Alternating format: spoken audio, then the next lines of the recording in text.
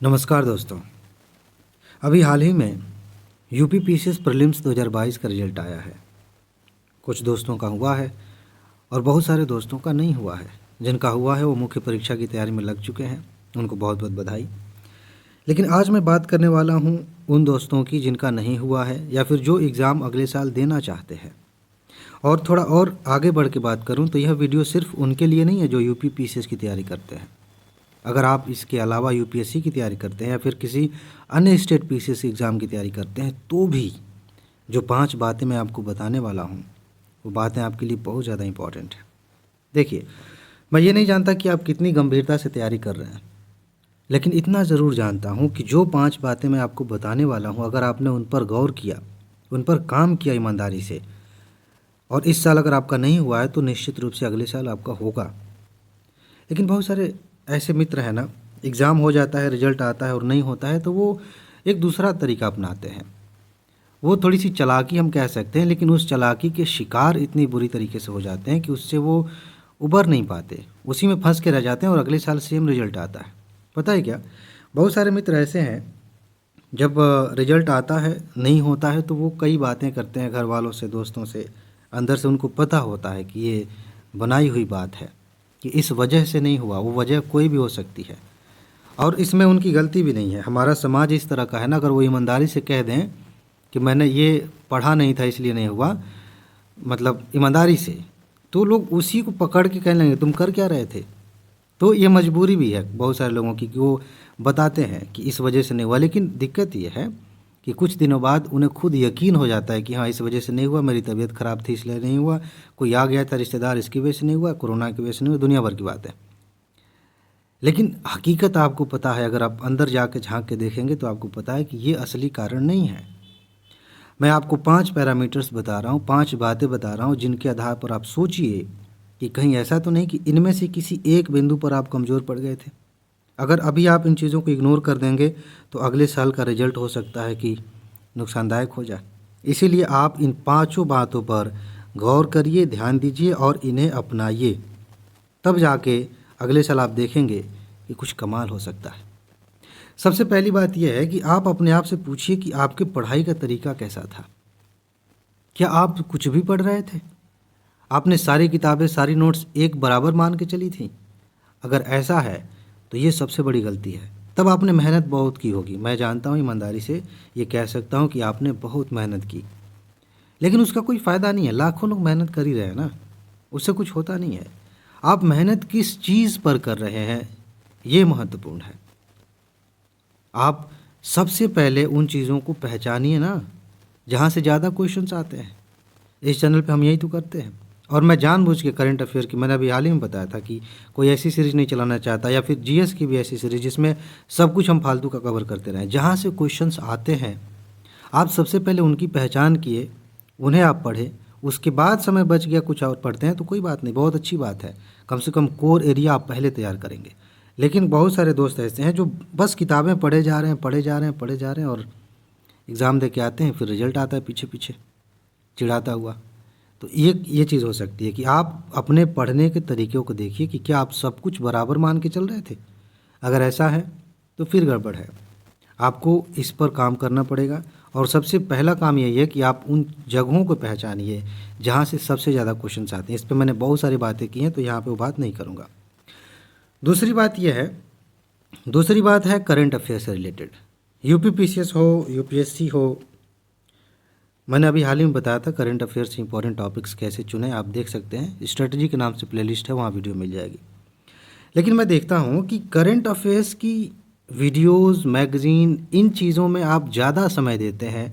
अगर आप तुलना करेंगे जीएस और करंट अफेयर की तो मुझे लगता है बहुत सारे लोग लगभग 50% समय करंट अफेयर्स को देते हैं और बाकी चीज़ें उसमें। बहुत सारे लोग तो उससे भी ज़्यादा 80% तक समय करंट को देते हैं।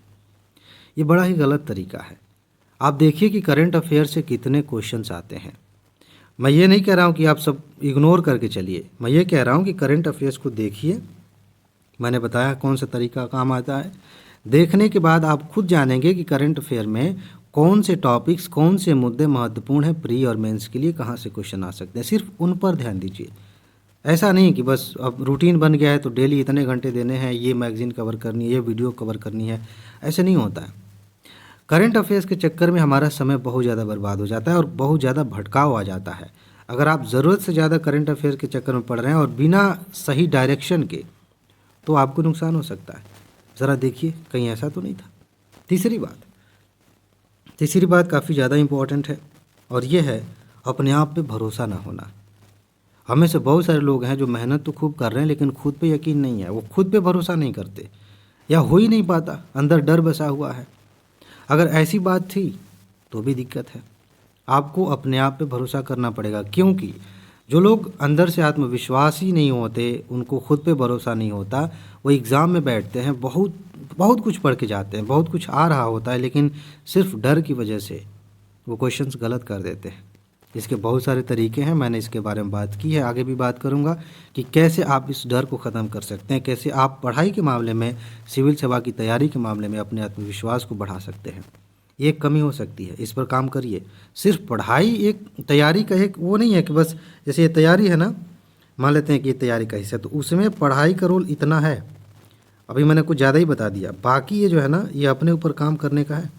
अगर इस पर आपने काम नहीं किया तो सिर्फ किताबें पढ़ने से कुछ नहीं होता है, ध्यान रखिएगा।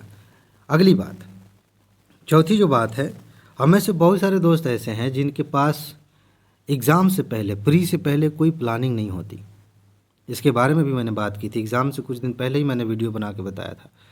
आपके पास हर चीज़ की प्लानिंग होनी चाहिए कि माइनस मार्किंग से आप कैसे बचेंगे, क्वेश्चंस को आप कैसे हल करेंगे, कौन कौन सी ट्रिक्स अपनाएंगे, कैसे आप अपना समय मैनेज करेंगे। ये सारी चीज़ें आपको पहले से तैयार करके अपने दिमाग में एक फ्रेम बना के जाना चाहिए। जो लोग ऐसा नहीं करते ना, वो एग्ज़ाम में जाते हैं एकदम हड़बड़ा जाते हैं, उन्हें समझ में नहीं आता कि अब करें क्या, पसीने छूटने लगते हैं और इसकी वजह से सारी की सारी तैयारी धरी की धरी रह जाती है और कोई फ़ायदा नहीं होता। कहीं ऐसा तो नहीं कि यहाँ पे आप कमज़ोर पड़ गए थे। देखिए कि आपके पास प्लानिंग थी प्री को लेके, क्वेश्चंस को लेके, कि कठिन प्रश्न है उनको कैसे हल करना है, कितने राउंड में क्वेश्चंस को हल करना है। ये सारी बातें आपने पहले से जानी थी, खुद से एक वादा किया था कि हम इसी के अनुसार चलेंगे। अगर नहीं किया था, अगर कोई प्लानिंग नहीं थी, तो ये भी एक कारण हो सकता है। और पांचवा कारण, जो कि इन सब में सबसे ज़्यादा महत्वपूर्ण है, क्योंकि ये सारी चीज़ें आप कर लेते हैं, ये चारों काम आपने कर लिया, पांचवा काम अगर आप नहीं कर पाते तो फिर कोई फ़ायदा नहीं पढ़ने का। चाहे आप यूपीपीसीएस दीजिए, चाहे यूपीएससी दीजिए, चाहे कोई भी एग्ज़ाम दीजिए।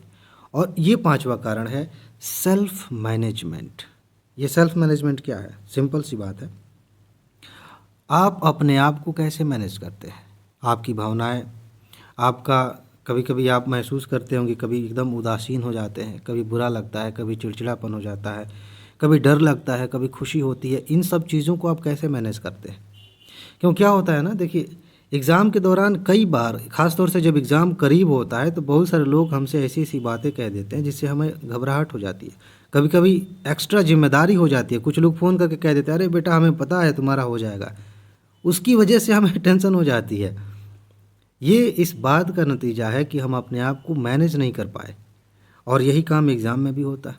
अगर हमें ये नहीं पता है कि जब हमें घबराहट होगी तो हम कैसे मैनेज करेंगे, जब हमें डर लगेगा तो कैसे मैनेज करेंगे, जब ऐसा लगेगा कि अरे अचानक से समय कम पड़ गया, अब उसकी वजह से घबराहट हो रही है, उसे कैसे मैनेज करेंगे, ये सारी चीज़ें हमें नहीं पता हैं, तो फिर दिक्कत होती है। इसमें आपकी हेल्थ भी शामिल है, आपकी शारीरिक जो हेल्थ है वो, और मेंटल हेल्थ भी, इन सब को मैनेज करना भी होता है।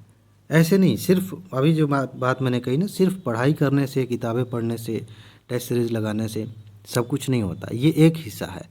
लेकिन इसका अगला पड़ाव जो है ना, वो बाकी चीज़ें भी हैं। खुद को मैनेज करना है, हर लेवल पे खुद की एक प्लानिंग होनी चाहिए कि ये मेरा तरीका है, अपना खुद का एक तरीका होना चाहिए। हम तो बहुत सारे टॉपर्स की वीडियोस देखते हैं, उनकी बातें सुनते हैं, ज़रूरी नहीं है कि वो हम पे काम आएगा। उनकी बातें सुनने के बाद क्या हमने उन पे काम करके देखा कि ये मेरे काम की चीज़ है, ये मैं अप्लाई कर रहा हूँ तो इससे फ़ायदा हो रहा है, या कर रही हूँ तो फ़ायदा हो रहा है? ठीक है, तो ये चीज़ें हैं, ये 5 बातें आप अपने आप से पूछिए, बैठकर आराम से विचार करिए। अगर आपको कहीं लगता है कि कहीं पे भी दिक्कत है, पढ़ाई के तरीके में दिक्कत है, करंट अफेयर्स को आप ढंग से लेके नहीं चल रहे हैं, या फिर खुद पर भरोसा नहीं है, या फिर कैसे क्वेश्चंस को सॉल्व करना है, कैसे आंसर राइटिंग करनी है, ये सारी चीज़ों का पहले से प्लान नहीं है और इस पर काम नहीं हो रहा है, या सेल्फ मैनेजमेंट नहीं है, तो वहाँ पे काम करिए। जहाँ भी आप अपने आप को कमज़ोर पा रहे हैं वहाँ पे काम करिए, क्योंकि ये पांचों पिलर्स आपकी तैयारी में अहम रोल निभाते हैं। और सही बताएं तो इनमें से किसी एक को भी निकाल देना तो बड़ा मुश्किल है क्वालिफाई करना, चाहे पीसीएस हो, चाहे आईएएस हो, चाहे कोई भी एग्ज़ाम हो। इसीलिए आप इसको एक बार और सुन सकते हैं, इस वीडियो को, इन चीज़ों को नोट कर सकते हैं, इन पे बार बार काम कर सकते हैं, विचार कर सकते हैं। ठीक है जी, तो बस इसमें इतना ही है। मेरे ख्याल से आपको सारी चीज़ें क्लियर हो गई होंगी कि मैं क्या कहना चाह रहा हूँ और कैसे आप इन चीज़ों को अपना करके अगले साल आराम से फाइनल सिलेक्शन ले सकते हैं। ठीक है जी, तो बस इसमें इतना ही है। अपना ख्याल रखिए, खुश रहिए, मस्त रहिए, मुस्कुराते रहिए, जल्दी से सफल होइए और ज़िंदगी को एंजॉय करिए। आगे मिलते हैं। नमस्कार।